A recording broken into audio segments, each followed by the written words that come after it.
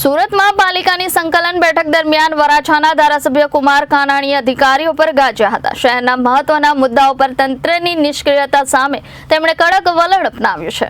સંકલન બેઠક દરમિયાન ધારાસભ્ય કુમાર કાનાણીએ વરાછા રોડ બ્રિજ નીચે ફરી શરૂ થયેલા દબાણો અને ગેરકાયદેસર પ્રવૃત્તિઓ અંગે અધિકારીઓને સીધો સવાલ કર્યો। તેમણે અધિકારીઓને કામ થશે કે નહીં, હા કે નામાં જવાબ આપો તેવી સ્પષ્ટ માંગ કરી। ભૂતકાળમાં રજૂઆત બાદ 15 દિવસ સુધી દબાણ દૂર કરવાની કાર્યવાહી હાથ ધરાઈ હતી અને સારા પરિણામ પણ મળ્યા હતા। જો કે બાદમાં ફરી દબાણો અને ગેરકાયદેસર પ્રવૃત્તિઓ શરૂ થતા ધારાસભ્યએ તંત્રની આંખ આડા કાનની નીતિ પર રોષ વ્યક્ત કર્યો। આ સાથે જ રહેણાંક વિસ્તારોમાં વધી રહેલા ઇન્ડસ્ટ્રીયલ એકમો મુદ્દે પણ તેમણે અધિકારીઓને આડે હાથે લીધા। લોકોમાં હિજરત જેવી સ્થિતિ સર્જાઈ રહી હોવાનું જણાવી કુમાર કાનાણીએ તાત્કાલિક કાર્યવાહી કરવાની માંગ કરી। આ બંને મુદ્દાઓ અંગે પાલિકા કમિશનર સમક્ષ ધારાસભ્યએ કડક શબ્દોમાં જવાબદારી નિર્ધારિત કરવાની રજૂઆત કરી છે। આપની આ ધારદાર રજૂઆત સૌ પહેલાં તો મારી જે આજે રજૂઆત થઈ છે કમિશનરની સંકલનની અંદર એ ઇન્ડસ્ટ્રીયલ જે રેસિડન્ટ ઝોનમાં બની જાય છે, રેસિડન્ટમાં લોકો રહે છે, લોકો સોસાયટીમાં રહે છે, એની અંદર ઇન્ડસ્ટ્રીયલ આવે છે, ગોડાઉનો આવે છે અને જે થાય છે એ તાત્કાલિક ધોરણે બંધ થવું જોઈએ। આ મુખ્ય મુદ્દો મારો હતો।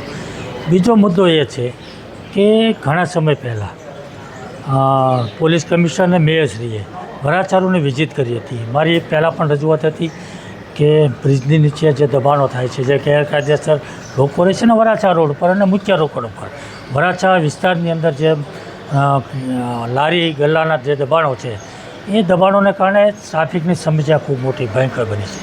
તો એના રજૂઆતના આધાર પર પોલીસ કમિશનરને મેયરશ્રીએ વિઝિટ કરી અને ખૂબ સારી કામગીરી ઓપરેશન કર્યું હતું।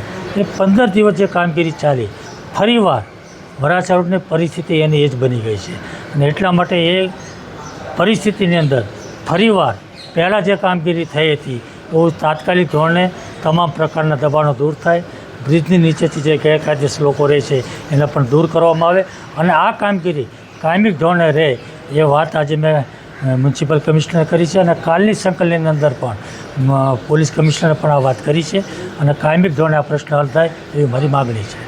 Reporter Arvind Rathod, Janadesh news, Surat.